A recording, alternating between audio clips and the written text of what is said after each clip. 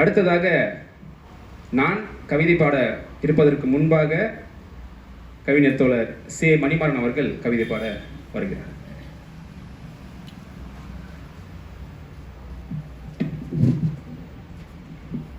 அனைவருக்கும் மாலை வணக்கம். தமிழ் சிந்தனையாளர் பேரவையின் சார்பில் நடக்கக்கூடிய இந்த திங்கள் கூடுகை மிகவும் சிறப்பான முறையிலே தொடங்கி நடைபெற்றுக் கொண்டிருக்கின்றது. கவியரங்க தலைப்பு கைத்தடியும் கண்ணாடியும். இந்த தலைப்பை பார்த்த உடனே எனக்கு சற்று கொஞ்சம் ஒரு புரியாமல் இருந்தது. தோழர் உதயன் கிட்ட பேசினேன். என்னங்க என்ன சொல்லும்போது, கைத்தடினா பெரியார், கண்ணாடினா அண்ணல் அம்பேத்கர் அப்படின்னு சொன்னாங்க. அப்போ நான் சொன்னேன், என்னுடைய பார்வைக்கு காந்தியடிகள் தான் ஞாபகத்துக்கு வராங்க. அந்த கைத்தடியும் கண்ணாடியும் அவருடைய தோற்றத்தில் தான் உடனே எனக்கு நினைவுக்கு வருது. அதுதானே கேட்டேன். இல்லை, இன்றைய காலகட்டத்துக்கு காந்தி வேண்டாம், இன்றைய காலகட்டத்துக்கு நமக்கு பெரியாரும் அண்ணலும் தான் வேணும், அதனால் இதுதான் பொருந்தம் அப்படின்னு சொன்னாங்க. இல்லையா, அந்த தலைப்பு எனக்கு அதை நினைவுபடுத்துறது வேற ஒன்றும் கிடையாது அப்படின்னு சொன்னிட்டு சொன்ன சரின்னு சொல்லிட்டாங்க. இப்போ நான் எழுதியதை இங்கே வாசிக்கிறேன். கைத்தடி பெரியாரும் கண்ணாடி அணிந்த அம்பேத்கரும் காலம் நமக்களித்த கொடையே. வெண்தாடி வேந்தர் வெற்றாய் போகாமல் வீரத்தோடு முழக்கமிட்டு வாழ்ந்தவரே. சாதி ஒழிந்து சமத்துவம் பெருகிட சாதுரியம் செய்து சாமானியன் வாழ்வடைய சகித்தவரே.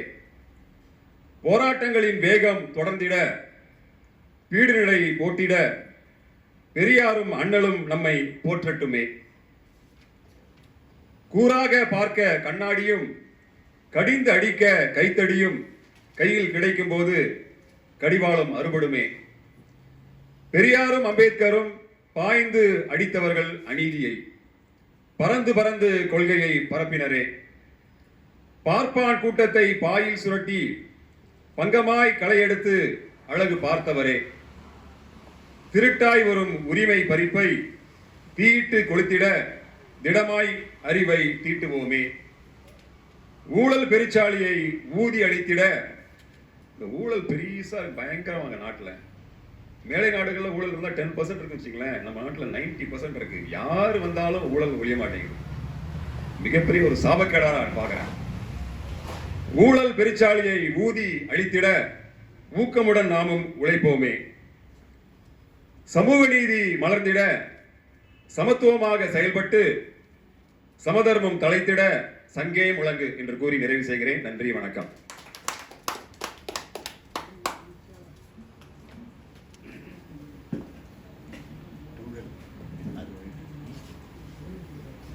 தோழர் தலைப்பை பார்த்தவுடன் எனக்கு காந்தி நினைவுக்கு வருவதாக சொல்லியிருந்தார். இன்னமும் கூட வீரமான கவிஞர் என்றால் பாரதியைத்தான் சொல்லி வருகிறார்கள். பாரதியை பேசி பேசிய நாம் பேச வேண்டிய கனக சுப்புரத்தினத்தை மறந்து விட்டோம். அப்படி பார்க்கையில் இந்த சமூகத்திற்கு இனியேனும் கைத்தடியும் கண்ணாடியும் என்றால் தப்பி தவறி கூட காந்தி நினைவு வரக்கூடாது. அதற்கான முன்னெடுப்பிற்கு விதை போட்டிருக்கக்கூடிய தமிழ் சிந்தனையாளர் பேரவைக்கு முதலில் என்னுடைய நன்றிகள். சிறப்பாக தோழர் அவர்களுடைய கவிதை அமைந்தது, அவர்களுடைய வாழ்த்துக்கள்.